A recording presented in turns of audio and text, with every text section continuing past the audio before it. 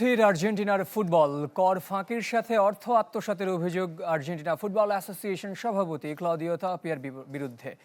তার প্রতিবাদে Argentine ক্লাবগুলো AF এর সাথে এক হয়ে 5 থেকে 8 মার্চ লিগের সব ম্যাচ বন্ধের ঘোষণা দিয়েছে।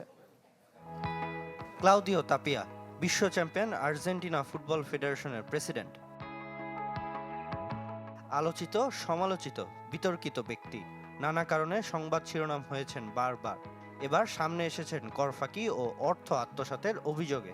আদালতে মামলা চলছে।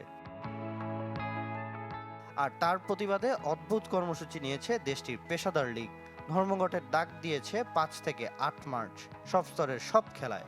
আর তাতে একাত্মতা পোষণ করেছে ক্লাবগুলো। ঘটনার সূত্রপাত বেশ কদিন আগের।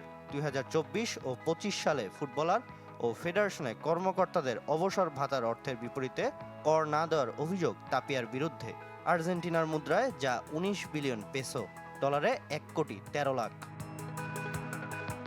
দেশটির সরকারি customs revenue and control agency ARC এর করা অভিযোগের ভিত্তিতে তদন্ত শুরু হয়। শুরুতে এএফএ সভাপতির উপর ভ্রমণ নিষেধাজ্ঞা জারি করেন বিচারক দিয়েগো আমারান্তে। ফুঁসে ওঠে দেশটির ফুটবল সংগঠকরা। পরবর্তীতে উঠিয়ে নেওয়া হয় ভ্রমণ নিষেধাজ্ঞা। 50 লাখ পেসো জামানতের বিনিময়ে রিও ডি জেনিরোতে বৃহস্পতিবার কনমেবল বোর্ড মিটিংয়ে অংশগ্রহণের অনুমতি মেলে। কিন্তু তারপরও প্রতিবাদ অব্যাহত রাখে ক্লাব কর্তারা। আগামী 5 মার্চ আদালতে তাপিয়ার পরবর্তী হাজিরার দিনকেই বেছে নিয়েছেন ম্যাচ বর্জনের জন্য।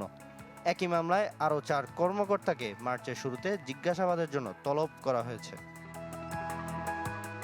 সামিন ইয়াসার, চ্যানেল 24।